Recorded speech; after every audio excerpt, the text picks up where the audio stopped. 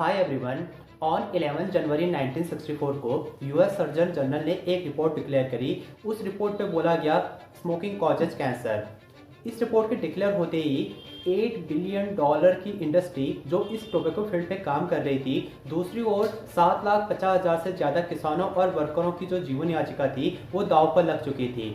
इस रिपोर्ट के डिक्लेयर होते ही जहां और कंपनी की सेल्स डाउन चल रही थी, बट वहीं एक ऐसी कंपनी जिसका मार्केट शेयर सिर्फ 1% था, उस कंपनी ने एक साल के कम समय में ऐसे ग्रोथ कर ली और वर्ल्ड की 4th लार्जेस्ट मैन्युफैक्चरिंग कंपनी बन गई। 1970 में जब यूएस गवर्नमेंट के द्वारा स्मोकिंग एडवर्टाइजमेंट को परमानेंटली बैन कर दिया गया, बट ये कंपनी 1970 के बाद और भी ज़्यादा ग्रो करने लगी और अपने फील्ड की वर्ल्ड नंबर 1 सिगरेट बन गई। जिस ब्रांड की हम बात कर रहे हैं उस ब्रांड का नाम है मार्लबोरो सिगरेट। आज ये सिगरेट अपने फील्ड की नंबर 1 सिगरेट है और इस कंपनी की जो वर्थ है वो मोर देन $58 बिलियन है। दोस्तों, यूएस गवर्नमेंट के टोबैको एडवर्टाइजमेंट बैन को लेकर जहां अन्य कंपनियां सिर्फ एडवर्टीजमेंट को लेकर कंसर्न थी, वहीं दूसरी ओर ये कंपनी एडवर्टीजमेंट के साथ साथ अन्य प्रॉब्लम से भी घिरी हुई थी। शुरुआत में इस सिगरेट ने सिर्फ विमेन को टारगेट किया और विमेन के लिए सिगरेट बनानी शुरू की, बट उस समय विमेन कंज्यूमर का जो नंबर था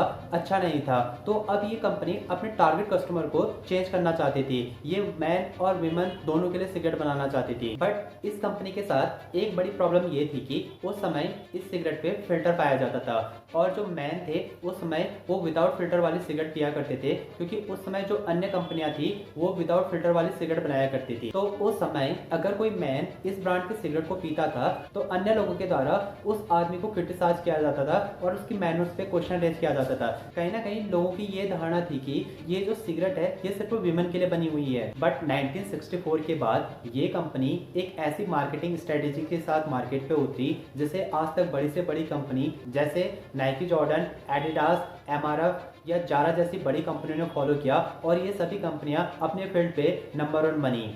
जिस मार्केटिंग स्ट्रेटेजी की हम बात कर रहे हैं उस मार्केटिंग स्ट्रेटेजी का नाम है लाइफस्टाइल मार्केटिंग स्ट्रेटेजी। दोस्तों, इसे इस छोटे से एग्जांपल के द्वारा समझते हैं। अगर आप 90s किड हैं तो डेफिनेटली आपको क्रिकेट खेलना और देखना पसंद रहा होगा। उस दौरान आपने नोटिस किया होगा कि आपके फ्रेंड सर्कल या आपके पास या तो एमआरएफ का बैट रहा होगा या बिना स्टिकर वाला। ऐसा क्यों? क्योंकि उस समय एक प्लेयर सचिन तेंदुलकर हमारे आइडियल थे और वो एमआरएफ का बैट से खेला करते थे। जब कभी भी हम एमआरएफ वाले बैट से खेला करते थे तो हमें अपने आइडल की तरह फीलिंग आया करती थी, हम उनकी तरह दिखना चाहते थे।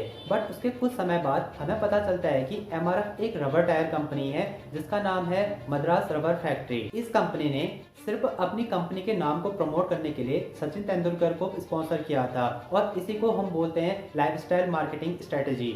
और आज अगर हम देखें तो बड़ी से बड़ी कंपनी इस लाइफस्टाइल मार्केटिंग स्ट्रेटेजी को फॉलो करती है। दोस्तों, 1970 के बाद जब कोई भी कंपनी अपने प्रोडक्ट का एडवर्टीजमेंट नहीं कर पा रही थी, वहीं दूसरी ओर ये कंपनी एक एड कैंपेन के साथ मार्केट पे उतरी जो इस कंपनी ने टीवी से लेकर मैगजीन हर जगह तक दिखाया। ये एक इनडायरेक्ट एडवर्टीजमेंट था। इस एड कैंपेन में इस कंपनी ने एक मैन को इंट्रोड्यूस किया जिसका नाम था द मार्लबोरो मैन। एक ऐसा आदमी जो बहुत ही ज़्यादा स्टाइलिश, स्मार्ट, इंटेलिजेंट और साथ ही साथ मस्कुलर था। 1970 के दौरान ये कैंपेन यूएसए में इतना फेमस हुआ कि यूएसए की यंग जनरेशन स्पेशली मैन इसकी तरह बनना चाहते थे। इस कैंपेन में एक इंटरेस्टिंग बात ये थी कि इस कंपनी के द्वारा अपने प्रोडक्ट को 10 से भी कम सेकंड के लिए दिखाया गया, क्योंकि इस कैंपेन का मोटो द मार्लबोरो मैन को प्रमोट करना था, न कि अपने प्रोडक्ट को, क्योंकि ये एक इनडायरेक्ट एडवर्टीजमेंट था। दूसरी ओर अन्य कंपनियां अपने प्रोडक्ट का एडवर्टाइजमेंट नहीं कर पा रही थी, जिसके कारण इस कंपनी की जो सेल थी वो दिन ब दिन बढ़ती ही जा रही थी। दोस्तों, इस मार्केटिंग स्ट्रेटेजी से हमें एक लाइफ लेसन सीखने को मिलता है। कभी कभी हम अपने आइडल्स कुछ ऐसे लोगों को चुन लेते हैं जो सिर्फ 2 या 3 घंटे की मूवी के लिए अपने कैरेक्टर को चेंज कर लेते हैं और हम उनके 2 या 3 घंटे की मूवी कैरेक्टर से खुद को इतना प्रभावित कर लेते हैं कि हम अपनी रियल लाइफ में वो सारी चीज़ें अपना लेते हैं, बट उसका हमारे ऊपर बहुत ज़्यादा प्रभाव पड़ता है। केजीएफ, कबीर सिंह जैसी मूवी इसका रियल एग्जाम्पल है। तो दोस्तों, आज की वीडियो पे बस इतना ही। If you like this video please hit the like and subscribe button. Thank you.